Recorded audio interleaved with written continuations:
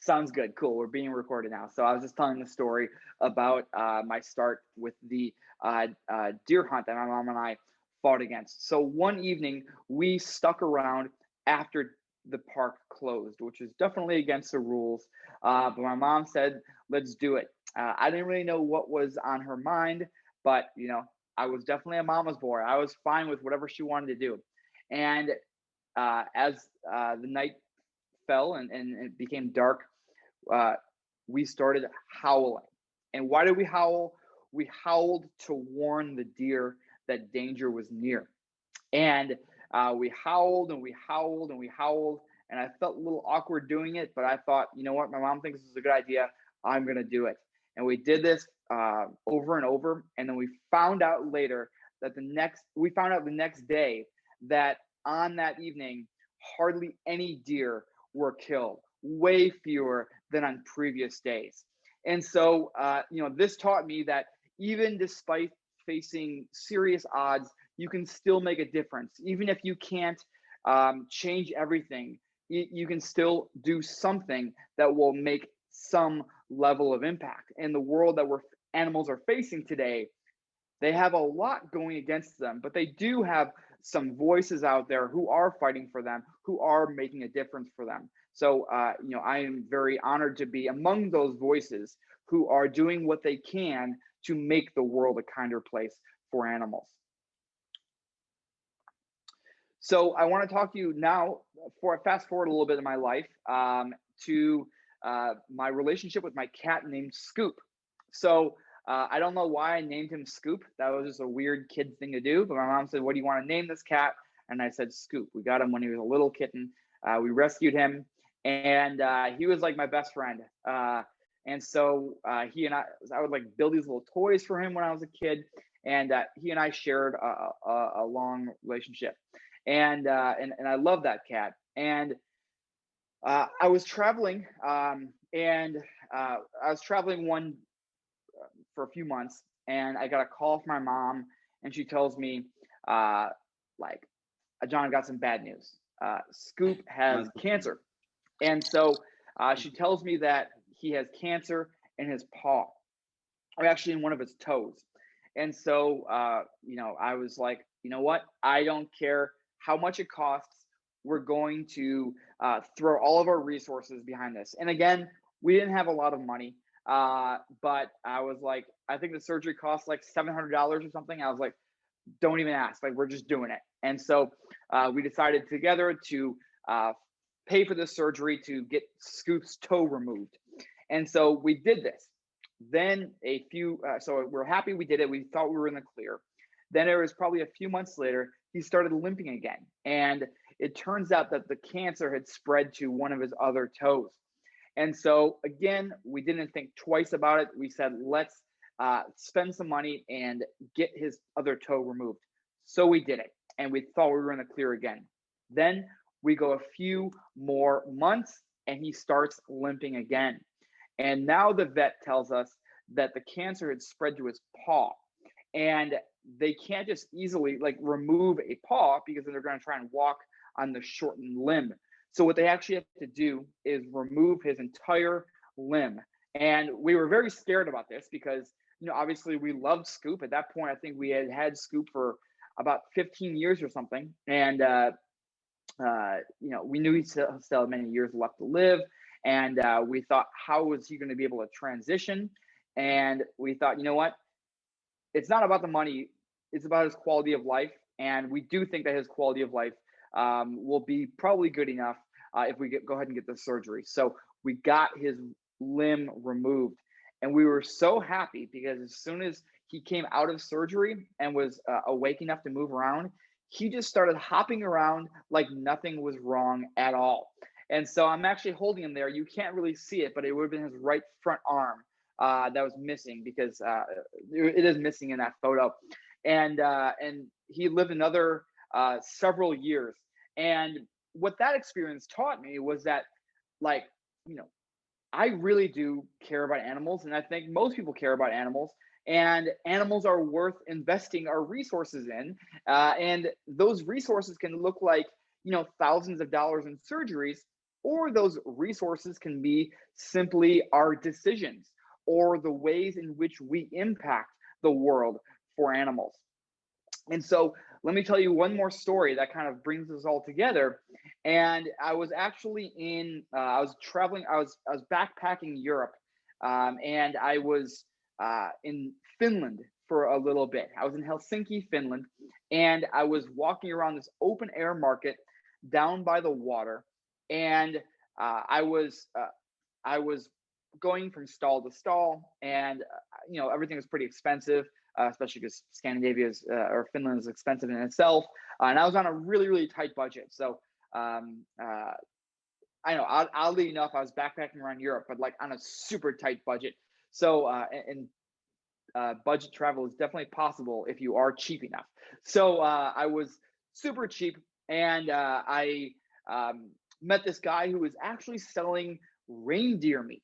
It wasn't like raw reindeer meat; it was like prepared. So it was like reindeer sausages and meatballs and things like this. And I mean, I thought it was interesting, and I thought, I mean, this is something I'd be interested in trying. And I started talking to the vendor. His name is Bruno, and he's like, "Hey, man, I can tell." Or I think I told him I was on a tight budget, and he's like, "Hey, man, why don't you come back at 5 o'clock when we're shutting down shop, and I'll give you whatever's left over." And I was like, "That's all I need to hear. This is great because I am super cheap and I can't spend like €8 on a single reindeer meatball." So I went and enjoyed my rest of the day in Helsinki. Came back at 5 o'clock, and he gave me all that was left over in a big clear garbage bag, because that was the only thing that he had to give like copious amounts of reindeer meat in. And so I was very grateful. I threw it over my shoulder, and we continued talking. And I didn't have anything going on that day, and he didn't have plans after either. So he was like, "Hey, man, you want to hang out? You want to go to the library?" And I was like, "Sure, I'll go to the library with you." So we leave from the market and start walking towards the library. And I think this guy is really interesting, really cool, and he talks about the activism that he's involved in. And his particular activism wasn't necessarily activism that spoke to me, but I did admire his passion for advocacy and for activism. And so I decided to tell him, "Hey, I want to be an activist as well." And he says, "Oh, that's cool, John. What kind of activism do you want to get involved in?" And I said, "Oh, I want to be an animal activist." And he stops and he looks at me and he says, "John, if you want to be an animal activist, you should probably stop carrying a garbage bag full of reindeer meat over your shoulder like you're Santa Claus." And up until that point, in the first 20 or so years of my life, I had never once made the connection between my love for animals and the animals I was eating. Eating animals was just so incredibly normalized for me and just felt so normal that I never even questioned it until that moment. So it was that was the final straw that led me to finally make the connection between my passion and my love for animals and my behavior. So it was, learning that deer are worth fighting for. It's worth, investing in and caring deeply for the companion animals who you share a home with. And it's also important to care about these other animals who are on distant farms somewhere who you will never meet, but who are equally deserving of our compassion and our consideration and our respect. So it was on that note that I went vegetarian on principle. It was on the principle that if we love cats and dogs, we should also love cows, pigs, chickens, fish, and other animals. It only made sense. I didn't know anything about how animals are being treated. I just said, okay, if I love one set of animals or a lot of animals, I should also love all these other animals. And so I should take this love for animals and spread it out amongst all animals. So I had gone vegetarian based on principle. And so I, after, so I kind of thought, you know what, it would be nice to go vegan, but I know that if I go vegan overnight, it's going to be too much for me. And it's, I might just say screw it to all of it and just go back to eating animals. And so I was like, I'll kind of wean myself off of animal products. And I did that over the course of 10 months. And then 10 months in, so this is actually October of 2009, I thought, you know what? I think it might be time to go vegan. And so I decided to uh, watch vegan documentaries. So I must have went to Google and searched vegan documentary, and the first thing that pops up is this film called Earthlings. And so this is a film narrated by Joaquin Phoenix, who is definitely a big deal. He's actually a lifelong vegan. And in this film, it really breaks down the different ways in which we exploit animals. And the second part of the film was dedicated to farm animals and how we exploit animals who are farmed for food. And I learned some really startling things in this. I learned how 99% of animals that are killed in the United States every year are farm animals. And then I learned that of that 99%, which are literally like 9 or 10 billion animals, um, 99% of those animals are being raised in factory farms. So this film taught me two other really important things. And one is that these farm animals are not only uh, being, of course, being eaten, but they are being eaten in just horrible, horrible numbers that are just astronomical. And so before this, I thought that, it makes sense not to eat animals that are raised for meat, but dairy cows and egg laying hens, I'm sure they have decent lives. So this taught me that these animals don't, these animals are exploited just the same as animals that are raised for meat. And the second thing that I learned watching this is that farm animals, while they are also, of course, suffering in great numbers, they are also suffering in just egregious ways day in and day out. It isn't like these farm animals lived good lives and then they had one bad day where they were sent to slaughter. If it was like that, my passion in life might be a little bit different, or the efforts I put into focusing on farm animal advocacy might be a bit different. But these animals live lives of misery from birth to death. And I won't get into all the nitty gritty details of the ways in which farm animals suffer. But if you aren't already a vegan, or if you aren't just familiar with this, I would highly recommend looking up normal standard practices on in animal agriculture in today's world, because animal welfare is often at the bottom of the list of the priorities when considering the ways in which we treat animals. And I want to tell a really quick story about the intelligence of farm animals as well, which of course makes the case for why they should be considered. And for one, they are incredibly intelligent animals. Pigs are actually more intelligent than dogs. They're one of the most intelligent animals on the planet, yet they are simultaneously one of the most abused animals on the planet. These are mother pigs who are kept in gestation crates so small that they can't even turn around. They spend their lives for months on end in these conditions. And so an undercover investigator tells this story.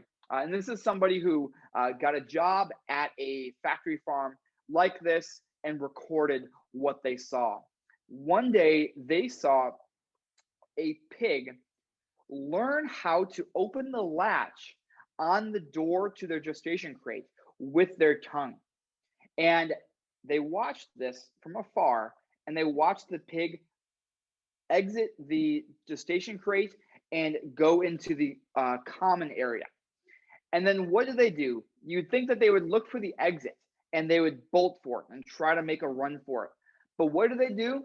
They went to every other gestation crate and undid the latch for all of the other animals. So these are incredibly intelligent animals who are absolutely deserving of our compassion, of our consideration, and of our respect.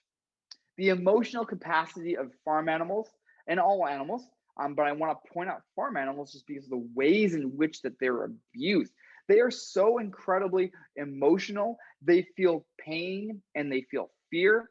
And if you've ever met a dog who's been abused and you see the way that they cower in fear, imagine doing that on a gigantic scale, hundreds of thousands of times the amount that we do it for dogs. We do this to farm animals. I mean, look at the fear in this rabbit's eyes as they look on to their fellow rabbits who are being slaughtered. Animals, farm animals, are absolutely emotional and deserving of our compassion and our consideration, just like the animals who we share our homes with.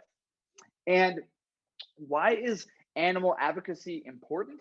And maybe I'll talk really quickly about what I do now. And so, as a 12-year vegan and as a 9-year um, full-time advocate, animal advocate, what I do now is I focus on utilizing social media to raise as much awareness about farm animal suffering and making the world a kinder place for animals. I do that as much as I possibly can. And why do I do this? I focus on the number. I do this because I focus. It's a numbers game, right? So I already talked about 10 billion animals being killed in the United States every single year. The flip side to that is that as animal advocates, we can make a really big difference by focusing on these animals. And the numbers, again, just astronomical. Chickens are about 88% of all land animals killed in the United States. So by cutting chicken out of your diet alone, you're saving dozens of animals every single year. The numbers are just, I don't like to get hung up on numbers. And, this is many of you are academics, so you probably have more of an appetite for numbers than the average person out there. But the numbers are just so hard to wrap your mind around. If you just think of a pie chart, again, the pie chart is almost entirely filled with farm animals compared to the other animals that we exploit. And therefore, we each can make a really big difference for animals. And so when I talk to people about the ways in which they can make a difference for animals, I talk about how there is the standard Western diet, then there's veganism. And obviously, what's the best thing for animals if everybody is on that one end of the spectrum? But I am a realist. I am not a person who just I am a person who recognizes that we need to meet people where they are, not where we want them to be. And right now, the vast majority of people are way at one end of the spectrum with a standard Western diet where they're consuming animals just about every single day in most meals. And so, what I want to encourage everyone to do out there, and for those who are already there, to encourage other people to do, is to move along this spectrum. While, yes, acknowledging that the best possible place is right at the end of the spectrum, by moving along that spectrum, you're doing good for animals. So, some simple ways to incorporate this into your behavior is by adopting Meatless Monday, for example. So, if you currently eat animals most meals of most days, dedicate Mondays to being vegetarian, where you don't consume animals that day.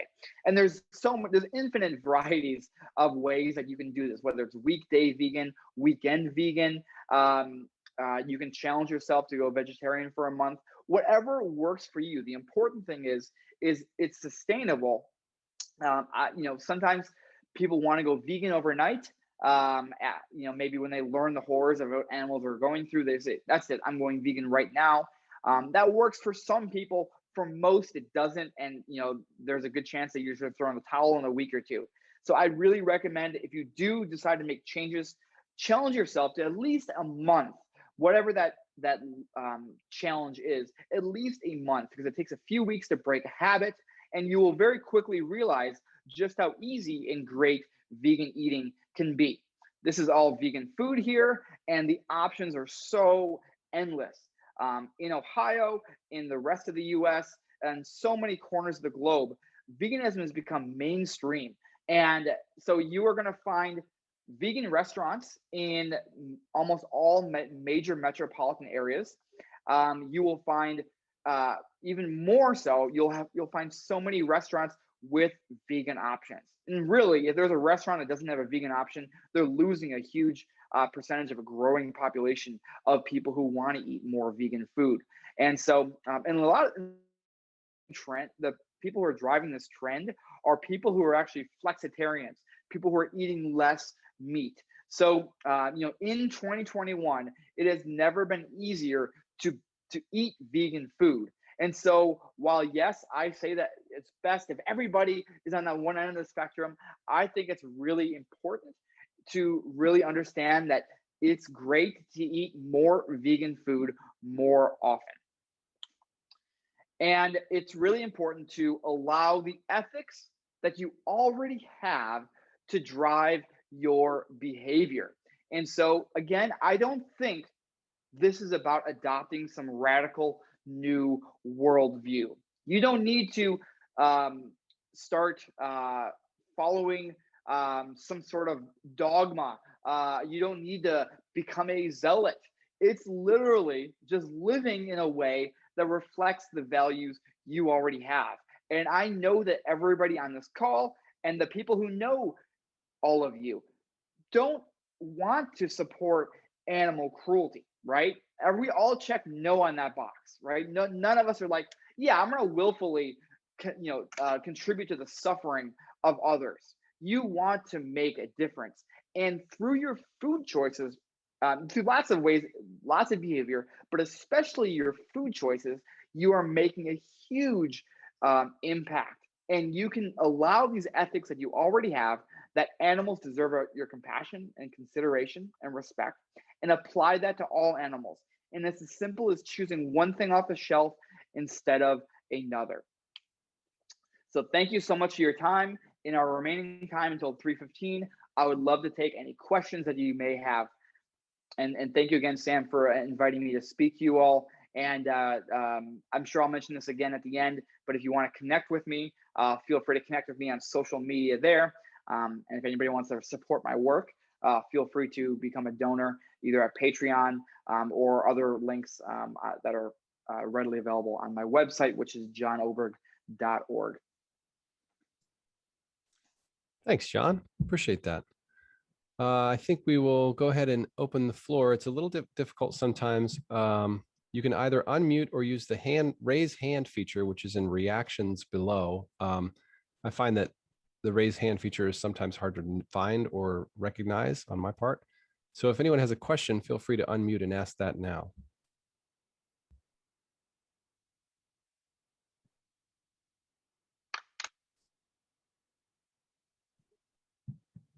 I have a question, Sam, if I may. People are thinking of their questions. Really early on, John, in your great talk, you said that we love the animals we know. And I'm just wondering if you could talk a little bit more about that. Sure. Yeah, it's difficult. What it is that when the further away you are from something, someone, an animal, the less empathy you might have for them. Not, in theory, but like in actual practice. Like you can look at a war going on the other side of the world and be like, oh, that's sad, that's unfortunate, but it doesn't really hit you in the same way as if it was happening in the country near you or in your own country or affecting people you know. And just the same way that is true, I believe that's true with animals. And the good thing that animals having going for them is that social media has really changed everything, because now we have the ability to be exposed to new information. And something I've tried doing over the last number of years is really raising awareness about how animals are being treated, trying to show the sadness that these animals face, but also showing the joy that these animals are capable of feeling. And that then says, wow, like next time they go sit down and want to order a set of chicken wings, they might think, wow, well, I saw that one video on Twitter of that chicken being, petted and they were purring. And it really reminded me of my cat. And you know what? I'm going to maybe order something else. I'm going to order a veggie burger instead.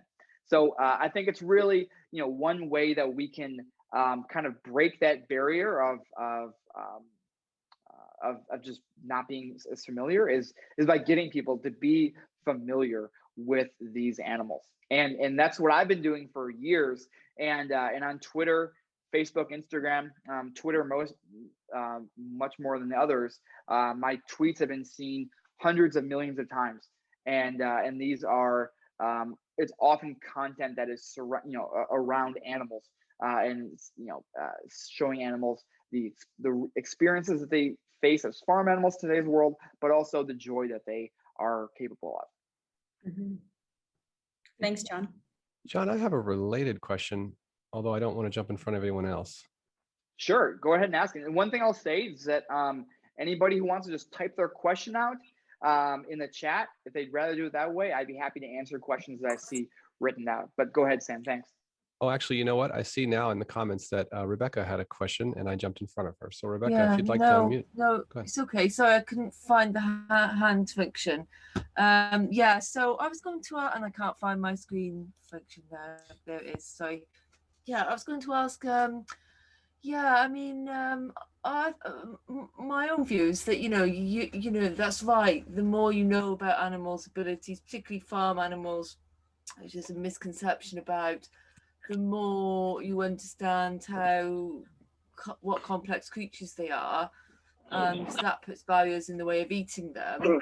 But farmers might say, well, I know my dairy cows very, very well, and better than cows, and you're just I don't think this, but this is the response, isn't it, that you're over sentimentalizing the animals, seeing things that aren't there and perhaps anthropomorphizing them. I don't think that's true. However, how should we that care about animals and the way farm animals are treated respond to that reply, that the farmer knows their animals best and knows the animals well, and maybe they do, especially if they're on a small organic farm and so on, and maybe the animals do have good lives, but they're still part of the factory farming system in as far as they'll be going to a normal slaughterhouse with all the other cows and so on. And they'll still endure some of the hardships of the factory farming system, like the transport methods, even if they do give them good lives. So they're still part of the system in that sense. So I'm just sure. There's a tension there, isn't there? I'm not really sure. How would you think we should respond to these sorts of things, John?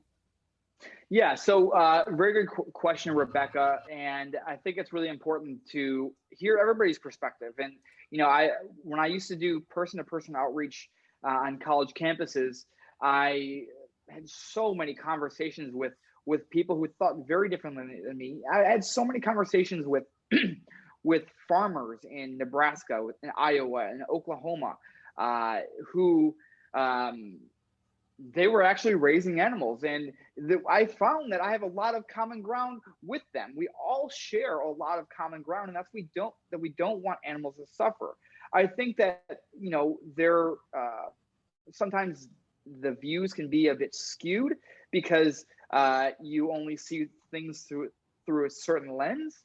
I think that the truth is somewhere in the middle. In this case, I think that the truth is significantly more on animal side because we all have, or most of us have, experiences with cats and dogs, right?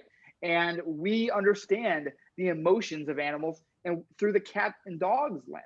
We see how happy a dog is when we get home after a long day. We see how happy a cat is.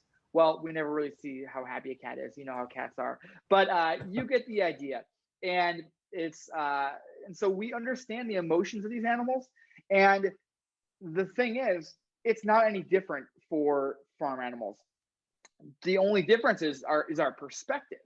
And I think that one of the best ways that we can combat this idea is that, I'm not saying that you are purposely, if you're talking to a farmer, for example, I would say, I don't think that you're purposely abusing animals. I don't view you as a sadist who wants to cause as much cruelty as possible.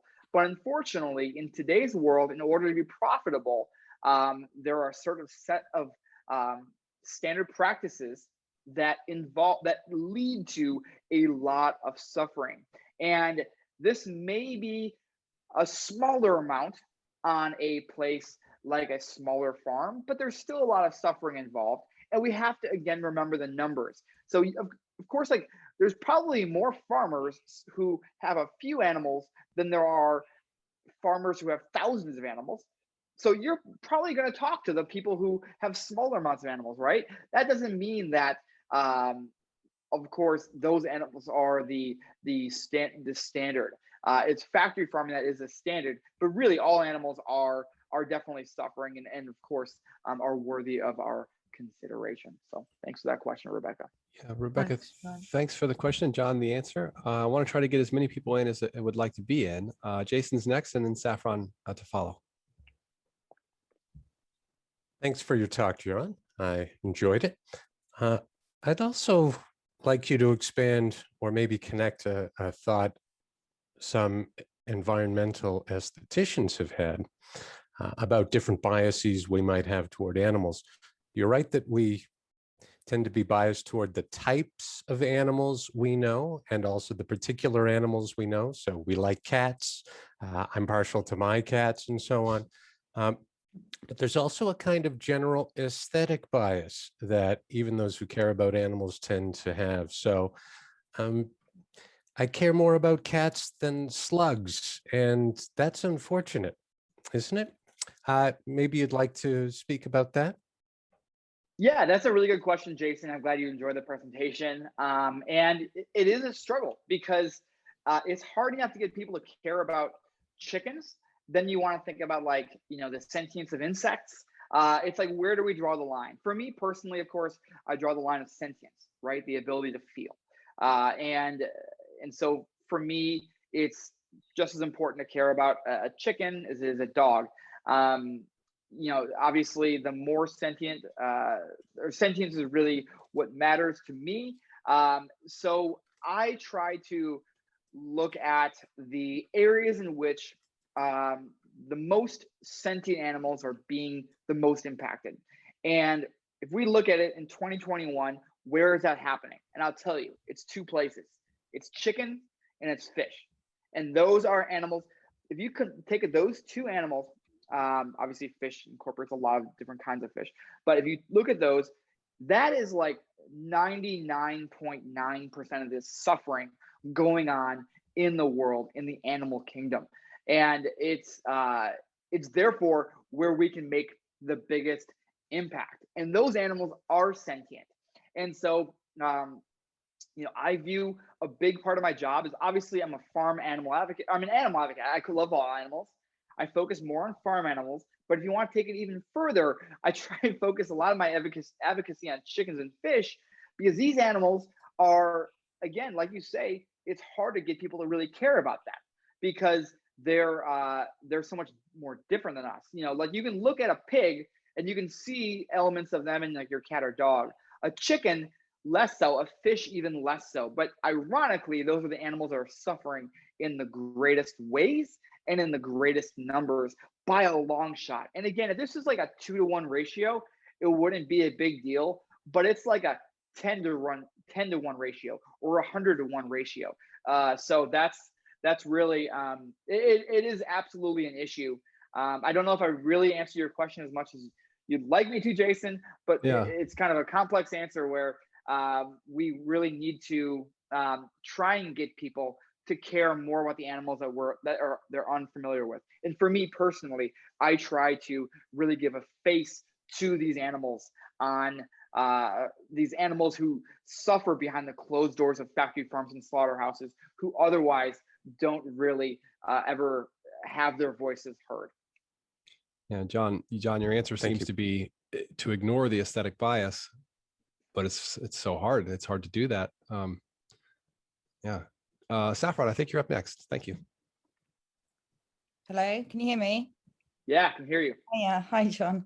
I feel really awkward challenging you because we're friends, and John is the reason that I am vegan. I was going that way anyway, but in his words, he was the nail in my coffin. But since then, we've gone quite different routes in our activism. I'm much more aggressive, I think, than you are, John. So my question to you is, given everything that we know about the dairy industry, and how it is just as, and maybe even more destructive and more torturous than the meat industry, you know, the rape, the children that are stolen, the lives that they live, and then their slaughter, how you can in good conscience keep saying the word vegetarian and promote meatless Mondays. I think I know what you're going to say in terms of getting people to change their mindset and think about moving on, but you know, there are so many vegetarians in this world that think that they are doing something, and they're not. They're doing nothing, because really dairy is the cruelest, one of the cruelest industries. So how would you, I know you respond a lot to carnies and people who maybe aren't educated about what's happening in the animal world, but what's your answer to vegans that are saying to you, please stop saying that, please start promoting veganism as the answer and not saying vegetarianism? Yeah, great question, Saf. And this is one of the reasons I like Saf a lot, is she's never afraid to challenge me, which I think is so important in all relationships in our lives. I think that none of us ever challenge each other. And so I think that this is, having a dialogue about this is super important. So great question. And for anybody who isn't maybe vegan, maybe we're getting too into the weeds here, but hopefully you do find it interesting, the question and what I'll say anyway. So for me, Saf, it's so important to meet people where they are, not where we want them to be. And I'm afraid that if we just have this demand that we meet them where we want them to be, exactly where we are, they're not going to do anything. And so for me, it's much more important to inspire someone to make maybe subtle changes, and over the course of time, come around to veganism. That being said, I mean, I do promote veganism all the time, and I think that that is the answer. Just the way of going about it, I think, is more important to be effective than it is to be right. And if I wanted to ultimately make the biggest impact possible, I have to think about the numbers of animals that are impacted. And dairy cows and egg-laying hens suffer in great ways and in great numbers. Chickens raised for meat, fish that are raised in farms or caught in the wild are suffering in numbers that are 10, 100, 1,000 times that of other animals. And so if I can get someone to cut their suffering impact by 90%, and then slowly incorporate, dairy-free yogurt, or, oat milk instead of cow's milk, then that is a really big victory for animals. On the flip side, I would also be happy if somebody cut out cow's milk and switched to,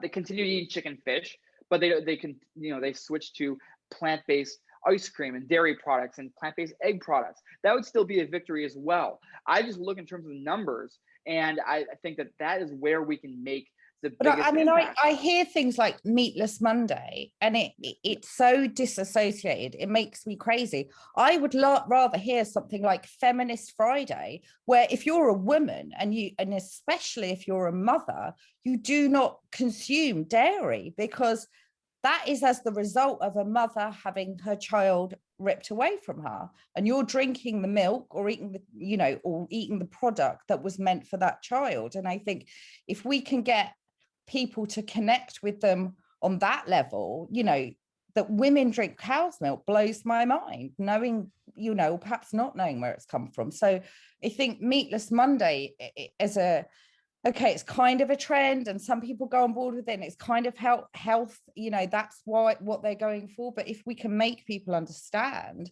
you know, what the impact they're having on other sentient creatures that are capable of grief and loss, you know, of bearing a child for however many months of gestation and then having it taken away, then that might have more impact. I think things like Meatless Monday makes us lazy as activists. Sorry to be angry. Saffron, let me take. Lisa has a question in the chat, Sorry. but I'd like to. I I'll see shut up Rebecca. now. I'm done. I'm um, out. Done. I want to ask a related question, and I sometimes ask my students if they would suckle a cow's teat, and that pretty quickly does the job because no one would. It's not your mom, not your milk. That's the old line. But I thought about this twice, and then I'll circle back to Lisa and Rebecca.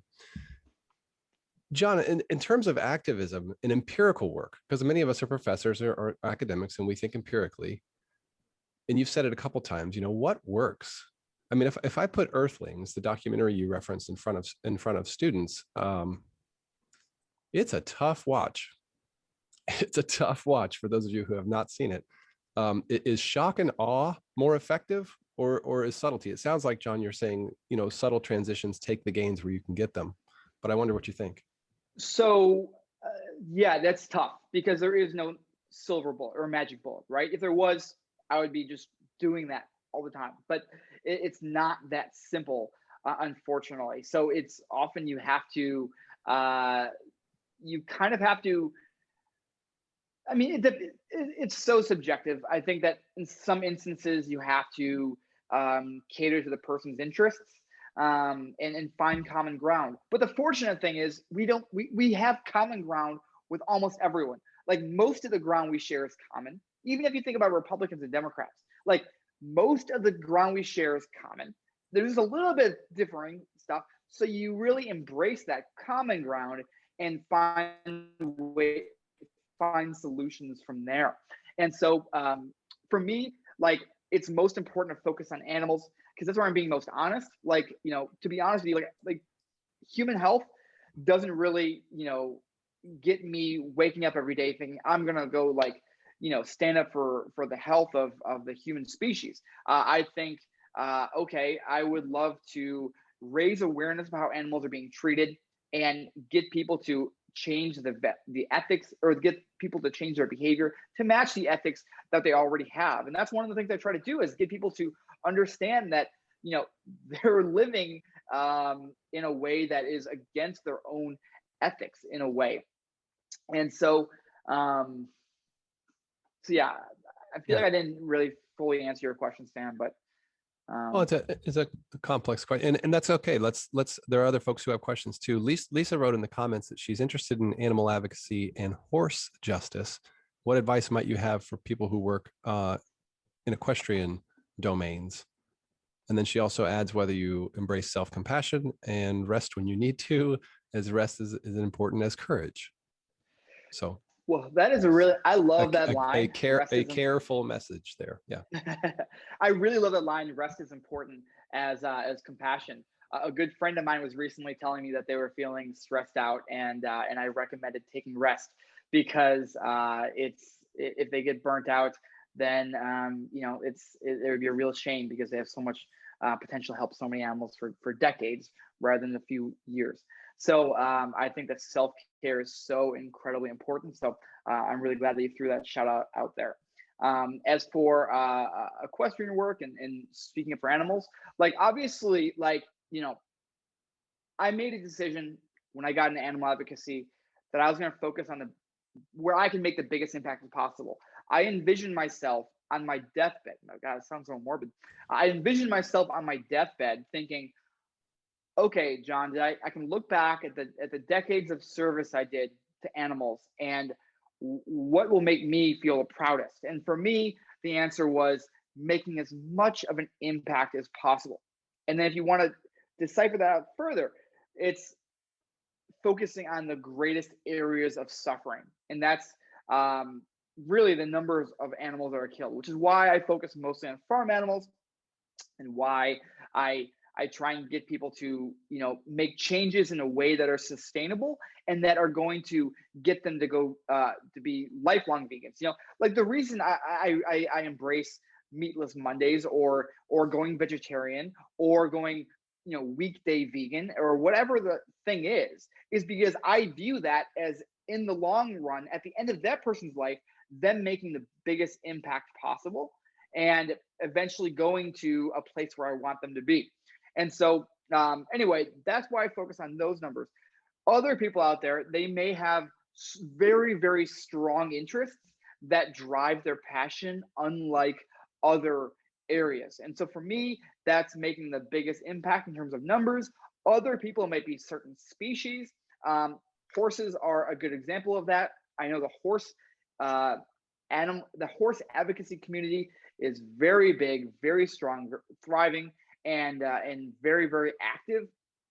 And so if horses are your passion, then I would recommend like doing other simple things that also align with this passion for animals, like eating vegan, for example. But if your day-to-day activism is horse-centered, then that's great. If that's what brings you joy and makes you feel like you're making the biggest impact.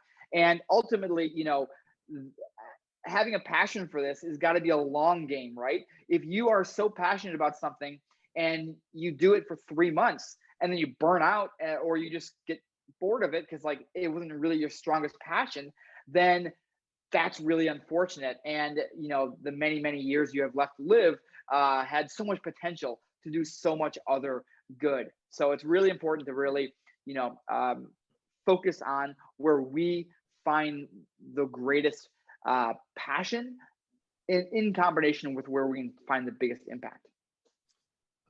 Rebecca, if you still have your question, I know it was a while ago. I'm sorry we talked past it there. But if you'd like to ask your question, please do.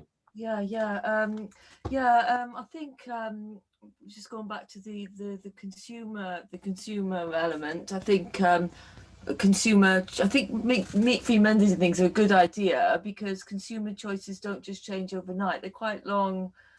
They're quite long into the future to get things to change, and it's quite piecemeal. At the same time, it's quite a lot of onus, isn't it, to put on an individual to change when there are a lot of vested interests at stake. And I think often there's a sense in which an individual can only do so much. It makes you feel a bit powerless, doesn't it?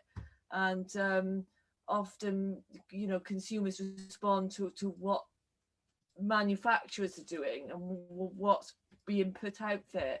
And I wonder how much of change is to do with political will and lobbying and making moral progress rather than which is very long term, rather than consumer trying to get consumers to change. I mean, it's important, but trying to nail those vested interests just seems impossible. That seems the impossible bit, doesn't it? What do you think, John? So it's interesting because it's kind of like and I don't know if this is like a vegan phrase, but what came first, the chicken or the egg? And it's like, what comes first?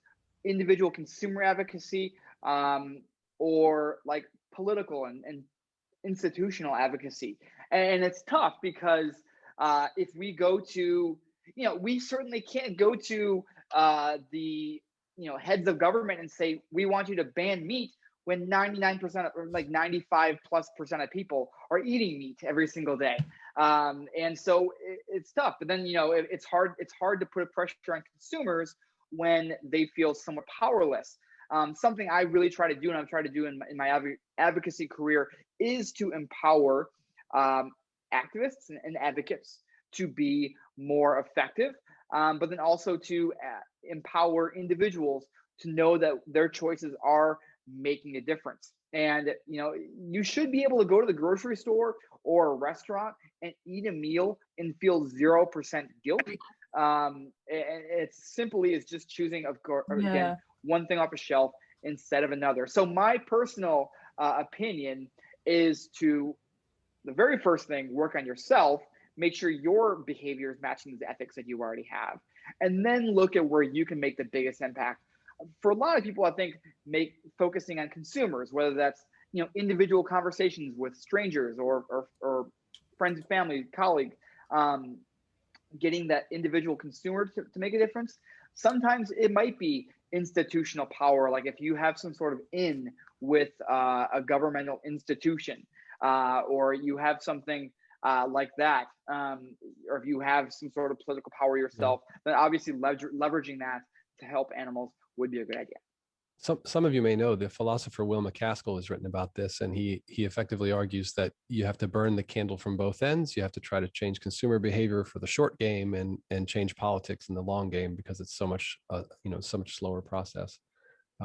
But I'm looking at the clock. It's 3:15. I don't want to keep folks too long. You know how I tell my students an hour on Zoom is 2 hours in real life. It's like a 2-to-1 ratio. So we'll thank John for being here. Thank you, John. I really appreciate your time. I'll give you the little. I wish we had more emojis. These are fun. But thank you, John, for being here. I appreciate that. For the rest of the conference, let me see if I can share my screen for just a moment. Do I have to stop screen recording to do that? Perhaps I do.